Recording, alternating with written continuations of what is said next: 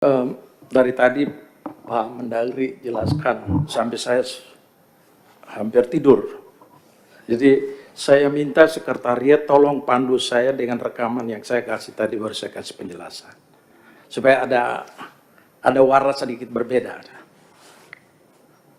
Tadi saya suka kasih sekretariat, ada sebuah kejadian di Kota Jayapura. Pak Pui, selamat pagi. Kita sudah dewasa-dewasa, jadi cara mimik. Tolong bantu tampilkan sekretariat di layar. Tubuh orang sudah mengerti kayak mana arahnya. Ya jelas bahwa saya pikir syukurnya dari Pak Camat ini.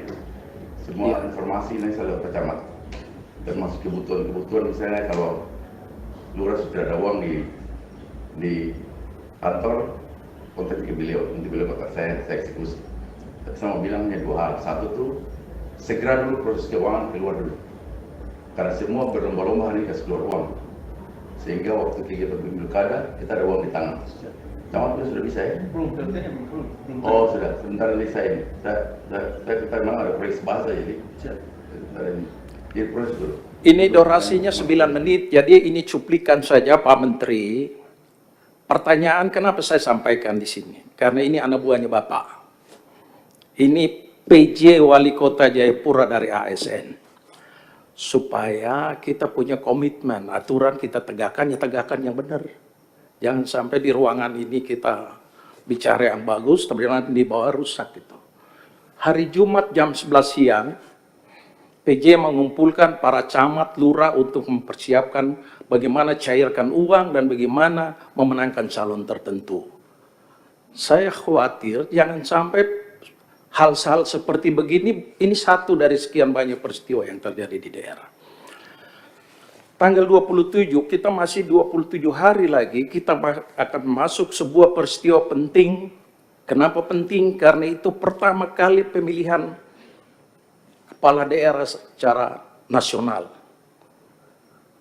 Saya tarik ke belakang sedikit ya. Reformasi ke sini dikawal sama Megawati Soekarno Putri. Demokrasinya jalan dengan baik.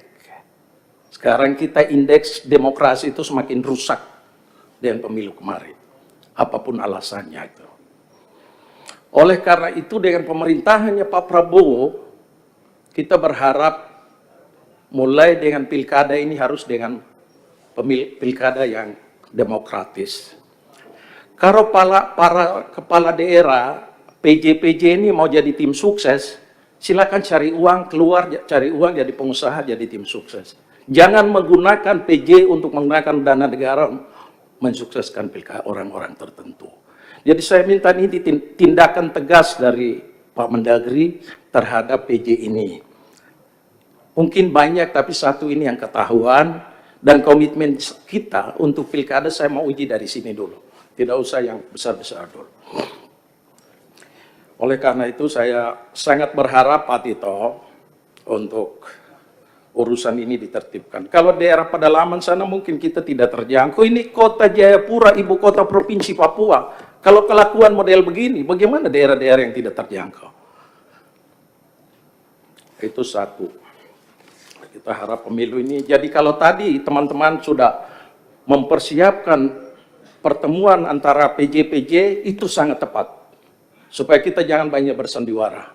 Pemilu dari waktu ke waktu tidak pada titik prosedur saja, tetapi substansinya harus kita capai. Ukuran sebuah negara beradab atau tidak beradab itu juga dari kualitas demokrasi yang dibangun di negara itu. Jadi itu sudah benar, teman-teman Komisi 2, terima kasih. Urusan pilkada itu hal yang penting. 27 hari lagi kita ikut. Jadi harus itu dilaksanakan supaya fungsi pengawasan di DPR ini juga jalan dengan baik. Itu yang pertama. Kedua, Pak Menteri, saya sangat berharap, Pak Menteri, saya sangat berharap pertemuan-pertemuan Pak Presiden tadi disebut dan melibatkan seluruh instansi, seluruh baik pegawai negeri maupun Polri maupun TNI, itu betul-betul dilakukan, tapi jangan sampai disalahartikan pertemuan itu untuk memenangkan pilkada-pilkada nanti. Pengalaman kita dulu pertemuan seperti itu oleh zaman Pak Jokowi, Kemudian lalu pemilu itu diartikan sebagai mendukung si A, si B, dan si C. Ini tidak boleh kita ulang lagi sejarah seperti begini. Keledai sekalipun tidak akan masuk ke lubang yang sama untuk kedua kali. Apalagi kita manusia yang tadi Bapak menjelaskan juga kita punya banyak staf ahli apa dari luar negeri segala macam.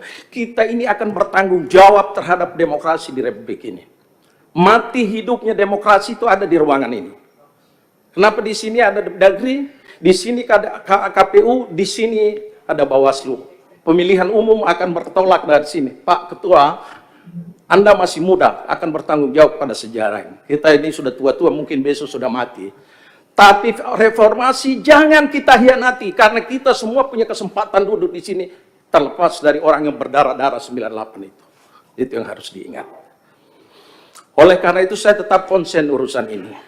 Silakan yang lain urus yang lain yang besar-besar. Saya ingin kita mulai 1000 langkah itu harus mulai dengan langkah pertama. Kita pastikan pemilu tanggal 27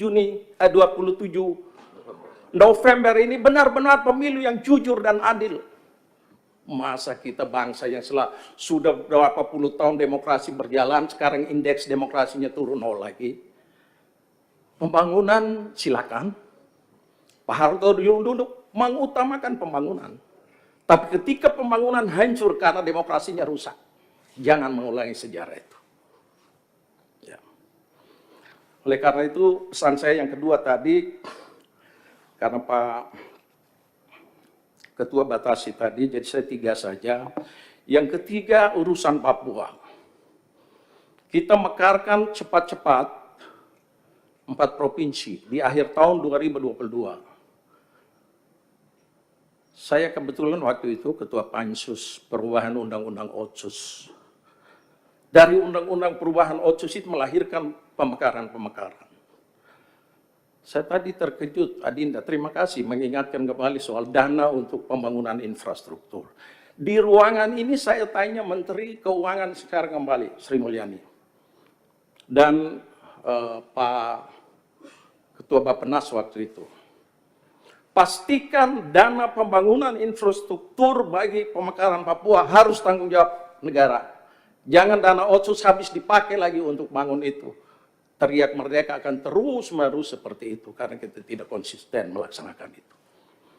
Itu saya ngomong di sini. Ibu Sri Mulyani menjamin bahwa pembangunan infrastruktur pemekaran semua menjadi beban APBN. Jadi tolong ini nanti kita clearkan urusan ini. Kemudian ada pesan lagi yang kedua, yang penting di dalam itu adalah tentang 80% pegawai harus diangkat dari anak-anak asli Papua. Yang saya lakukan pengawasan selama perjalanan, saya lihat tidak ada itu. Jadi undang-undang itu hanya di atas kertas, pelaksanaannya tidak jalan. Kalau alasan wah ini mereka belum siap, kapan mereka siap? Kita yang harus mempersiapkan mereka. Itu konsekuensi daripada kita bersatu sebagai satu bangsa. Jadi tidak ada alasan. Saya pernah ngomong di sini waktu itu ke Pak Tito, apakah perlu ada pelatihan diklat? Dan waktu itu kalau saya tidak salah, Pak Tito bilang ada STPDN di sana bisa melakukan pekerjaan itu. Apa tujuannya? Supaya mereka mengejar ketertinggalan itu. Pada saat nanti kita harus duduk sama tinggi, berdiri sama tinggi, duduk sama rendah. Itu tujuannya. Kalau kita sekarang sudah berapa puluh tahun Papua itu gabung dengan Indonesia, kok masalah tidak selesai-selesai? Nah, ini saya sangat berharap Ibu Ripkap juga sudah ada di sini. Ya, kita kerja supaya dari waktu ke waktu masalah ini harus lebih baik. Jangan kita memekarkan secara acak-acakan, tapi tidak ada juga penyelesaian apa-apa. Tunggu tambah masalah baru. Sekarang baru ide untuk dilakukan program transmigrasi, semua masyarakat Papua tidak boleh transmigrasi masuk Papua. Karena urusan-urusan yang tidak selesai-selesai. Terima kasih. Terima kasih Pak Komarudin Watubun. Mumpung ingat, saya kira nanti Komisi 2 akan mengagendakan rapat khusus membahas tentang Download Tribun X sekarang. Menghadirkan lokal menjadi Indonesia.